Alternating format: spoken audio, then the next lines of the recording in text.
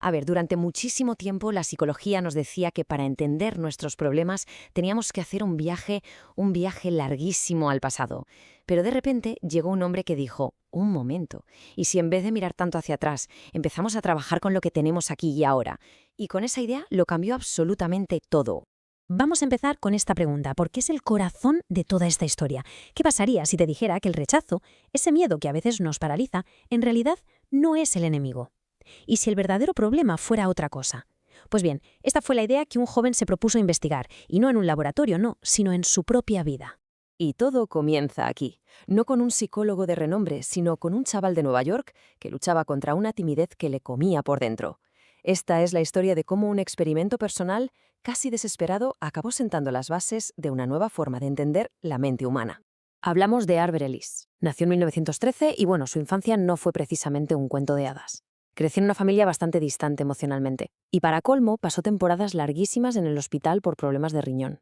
Pero en lugar de venirse abajo, aprendió a tirar de sí mismo, a encontrar la fuerza dentro de su propia cabeza. Se convirtió, como quien dice, en su propio pilar.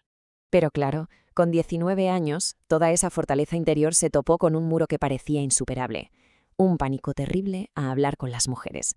Así que, fiel a su estilo, en lugar de lamentarse, se montó un plan, un experimento radical para mirar a su mayor miedo directamente a los ojos. El plan suena simple, pero ponte en su piel, era aterrador. La idea era ir cada día durante un mes al jardín botánico, sentarse en un banco y obligarse a iniciar una conversación con 100 mujeres. Ojo, el objetivo no era ligar, el objetivo era mucho más profundo, era exponerse una y otra vez a la posibilidad del rechazo.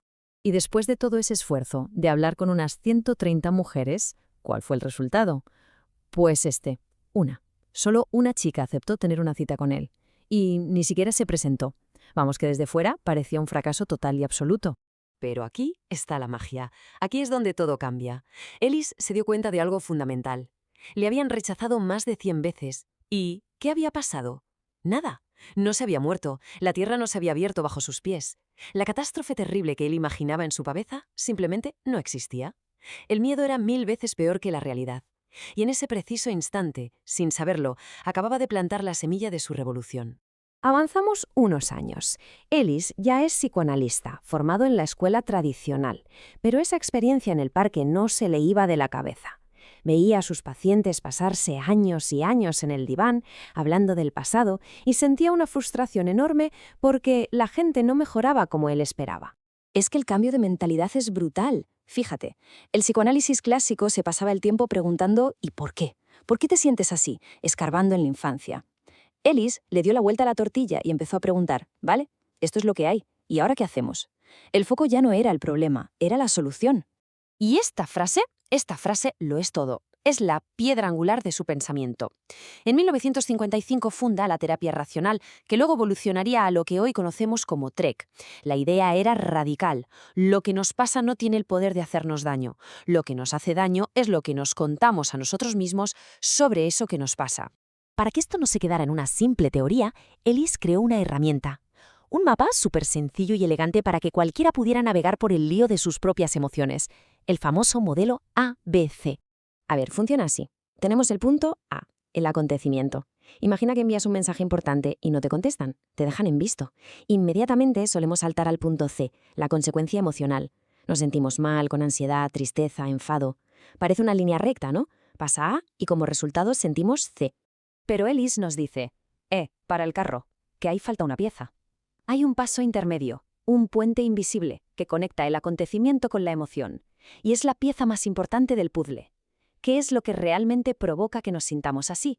Y esa pieza es la B de beliefs, que en inglés significa creencias.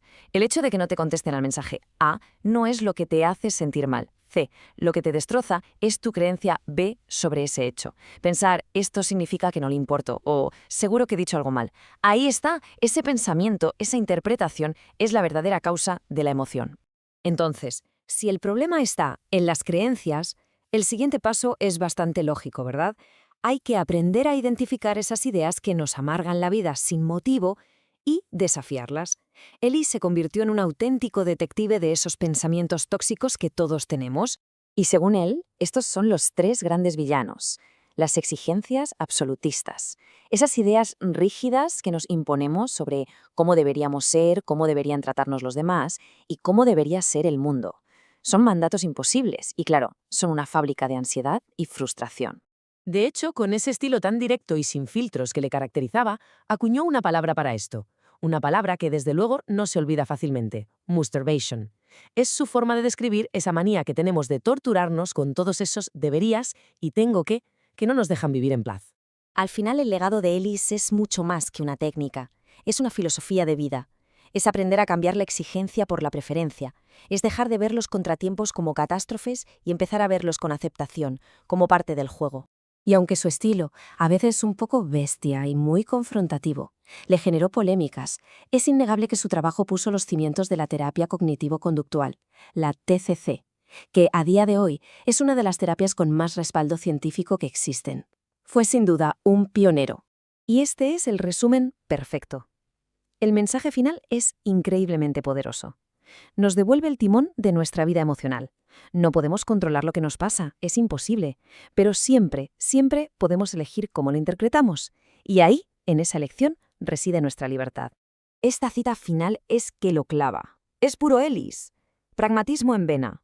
Un recordatorio de que, ante las dificultades, que siempre las habrá, la pelota está en nuestro tejado. Podemos quedarnos paralizados lamentándonos o podemos ponernos en marcha. Y así cerramos el círculo. La historia de Albert Ellis empezó con él mismo, identificando y desafiando la creencia que le limitaba, ese miedo atroz al rechazo. Así que la pregunta que queda en el aire para reflexionar es esa: ¿cuál es esa exigencia, ese debo o tengo que si se lograra cuestionar podría cambiarlo todo para nosotros?